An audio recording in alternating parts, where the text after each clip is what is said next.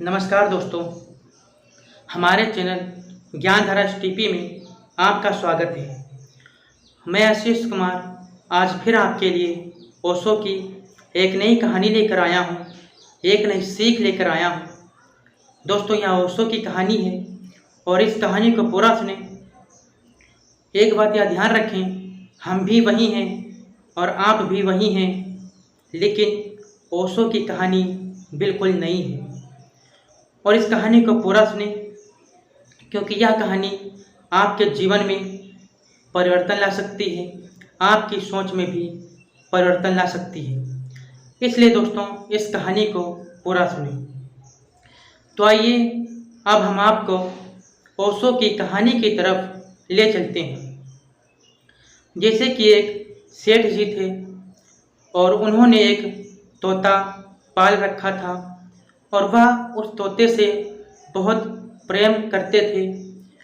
और सेठ जी एक संत के पास रोज जा कर के सत्संग सुनते थे और जो भी सत्संग सुनते आ कर के अपने तोते को भी सुनाते थे और कहते कि तुम परमात्मा का नाम जपो। तो वह तोता हर समय परमात्मा की याद किया करता था और परमात्मा का नाम जपा करता था। ऐसे ही धीरे धीरे कई वर्ष बीत गए। जब भी वह रामायण पढ़ते तो उस तोते के सामने पढ़ते और वह तोता भी उनकी पढ़ाई गई रामायण को दोहराता रहता था। उसमें की चौपाइयाँ तोता बोलता रहता था। लेकिन एक दिन क्या होता है, एक दिन एक बिल्ली आती है और तोता पर झपट पड़ती है और तोते को उठाकर ले जाती है। इतने में क्या होता है, सेठ जी बहुत तेज तेज रोने लगते हैं, चिल्लाने लगते हैं। तो सभी गांव के इकट्ठे हो गए। तो गांव वालों ने पूछा, अरे सेठ जी, तुम क्यों रो रहे हो, क्या बात है? तो गांव वालों को पता चला कि सेठ जी का जो तोता था वह बिल्ली उठा करके ले गई। तो कुछ लोगों ने सेठ जी से कहा कि अरे सेठ जी, रोइए मत, हम आपके लिए दूसरा तोता ले आएंगे। तो सेठ ने कहा कि तोता चला गया, इसलिए हम नहीं रो रहे हैं। और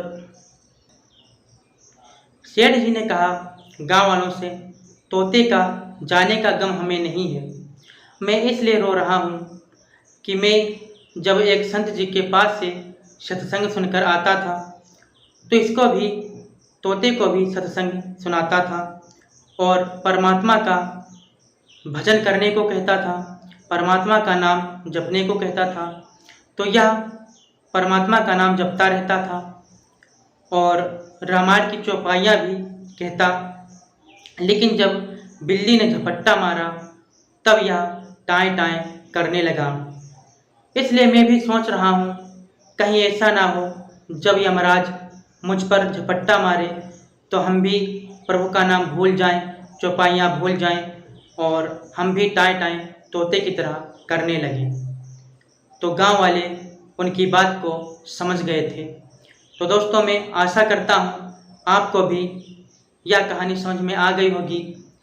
तो इस ओशो की कहानी से यह सीख मिलती है कि हमें परमात्मा का हर समय हर क्षण ध्यान में रखना चाहिए और उनका ध्यान करते रहना चाहिए और प्रभु का नाम जपते रहना चाहिए। कोई भी स्थिति, कोई भी परिस्थिति हो, परमात्मा को नहीं भूलना चाहिए, ताकि जब अंत समय आए तो परमात्मा का ही नाम हमारी जुबान से निकले। तो दोस्तों, मैं आशा करता हूँ आपको यह कहानी अच्छी लगी होगी।